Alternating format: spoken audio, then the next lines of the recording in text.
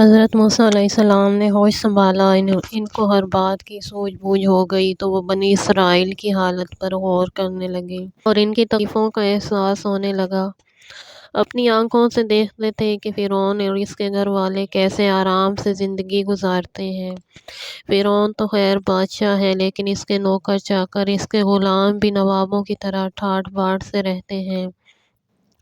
لذیذ کھانے، بہترین لباس، شاندار عمارتیں، اور بنی اسرائیل بیچارے فرعون اور فرعون کی قوم کے آرام کی خاطر تمام دن رات مارے مارے پھرتے ہیں، سردی گرمی برداشت کرتے ہیں، دھوپ چھاؤں سہتے ہیں، نہ دن کو چین نہ رات کو آرام، بھوکے پیاسے دن بھر محنت کرتے ہیں۔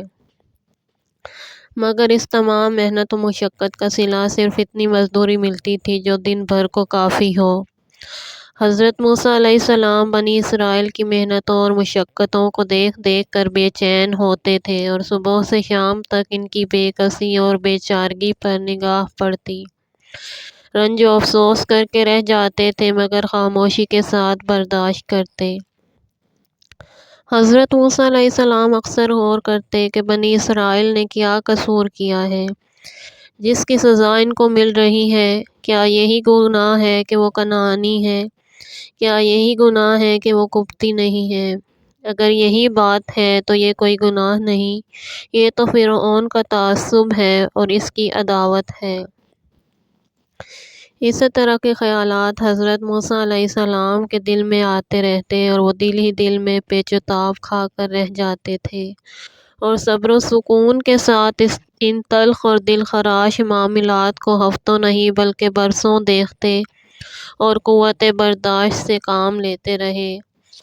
حضرت موسیٰ علیہ السلام پر ان ظالمانہ اور بہیمانہ سلوک اور برتاؤ کا یہ اثر پڑا کہ ان کو ظالموں سے نفرت اور کمزوروں اور مظلوموں سے محبت پیدا ہو گئی۔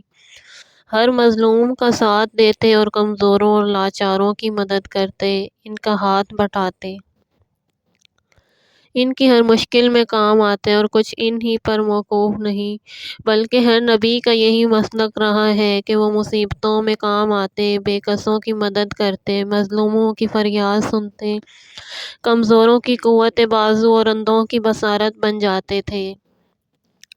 ایک دن حضرت موسیٰ علیہ السلام شہر سے باہر نکلے تو دیکھا کہ لوگ کھیل کود میں مشغول ہیں۔ اسی جگہ دو شخص آپس میں لڑ رہے ہیں، ایک تو انہی کی قوم کا اسرائیلی تھا اور دوسرا قبطی۔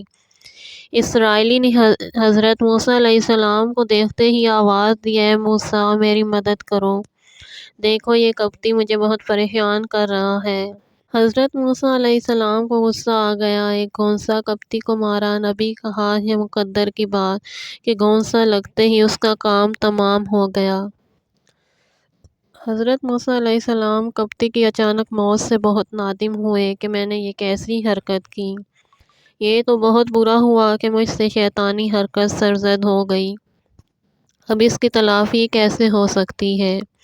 اسی وقت گھبرا کر توبہ کی اور کہا، اے میرے پروردگار، مجھ سے یہ شیطانی حرکت سرزد ہو گئی ہے، تو غفور و رحیم ہے، میری توبہ قبول فرما۔ یہی قاعدہ ہر نبی کا رہا ہے کہ وہ ذرا سی غلطی پر فوراً نادم ہوتے تھے اور توبہ کرتے تھے۔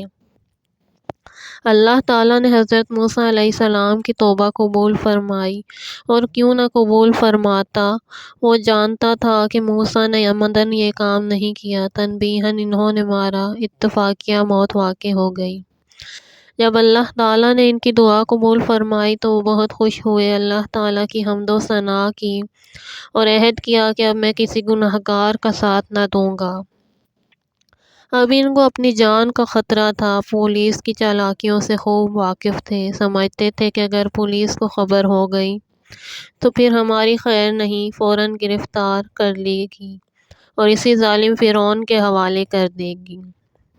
ادھر پولیس نے جو فرعون کے خادم کو مرا ہوا پایا تو قاتل کی تلاش میں لگ گئی، جا بجا پہرا ہو گیا اور ہر جگہ جستجو تھی اور ہر ایک کے منہ پر یہ فکرہ تھا کہ کس نے مارا، مگر اس بھید کو حضرت موسیٰ علیہ السلام اور اسرائیلی کے سوا کوئی جانتا ہی نہ تھا جو بتاتا۔ حضرت موسیٰ علیہ السلام ڈرتے ڈرتے شہر میں داخل ہوئے۔ دیکھیں اب کیا ہوتا ہے۔ فرعون غصے میں بے تاب ہے اور پولیس سرگرم تلاش۔ اب یہ معاملہ چھپ نہیں سکتا، آج نہیں تو کل ضرور آشکار ہو جائے گا۔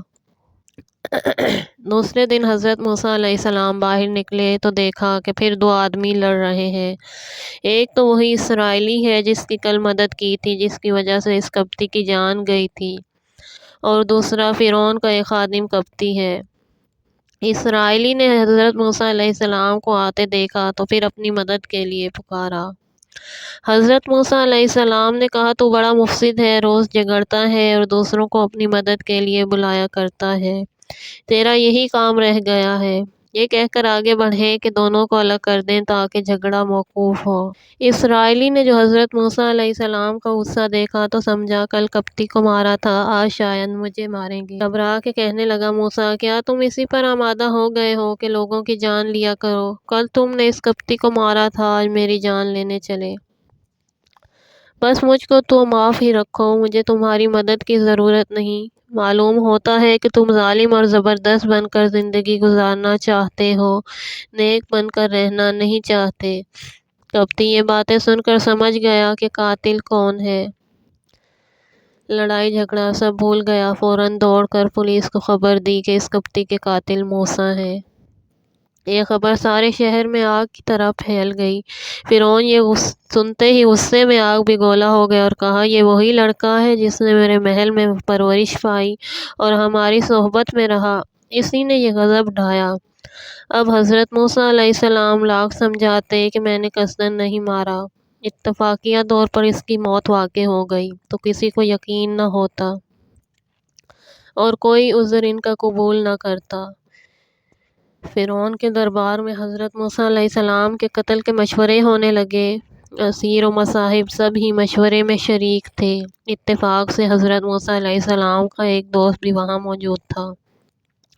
وہ یہ سب باتیں سن کر بھاگا ہوا موسیٰ علیہ السلام کے پاس آیا اور کہا، اے موسیٰ علیہ السلام، آج فرعون کے دربار میں تمہارے قتل کے مشورے ہو رہے ہیں، میں تمہارا دوست اور خیر خواہ ہوں، میرا کہا مانو، میری رائے ہے کہ تم آج ہی اس شہر سے نکل جاؤ۔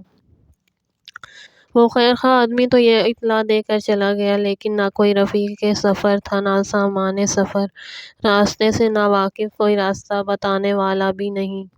تو یہ کہ پورا مصر فرعون کے قبضے میں اور فرعون کی پولیس موسیٰ علیہ السلام کی طاق میں۔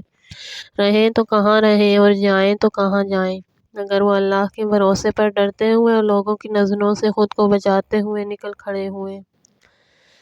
اللہ تعالیٰ نے حضرت موسیٰ علیہ السلام کو الہام کیا کہ تم مدین چلے جاؤ، وہاں تمہیں کوئی نقصان نہ پہنچا سکے گا۔ موسیٰ علیہ السلام اللہ کا نام لے کر مدین کی طرف چل دیے۔ انہیں پورا یقین تھا کہ اللہ تعالیٰ میری رہبری فرمائے گا۔ مدین ایک چھوٹا سا عربی شہر تھا، نہ وہاں مصر کے جیسے محلے تھے، نہ ویسے محل، نہ ویسے بازار، مگر اس لحاظ سے وہ بڑا خوش نصیب شہر تھا کہ وہ فرعون کی حکومت اور اس کی ظالم پولیس کی دست درازیوں سے مامون اور آزاد تھا۔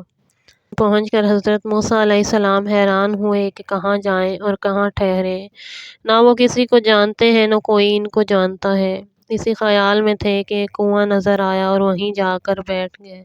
کچھ لوگ اپنی اپنی بکریوں کو پانی پلا رہے تھے اور دو لڑکیاں بھی اپنی بکریوں کو تھامے الگ کھڑی تھیں۔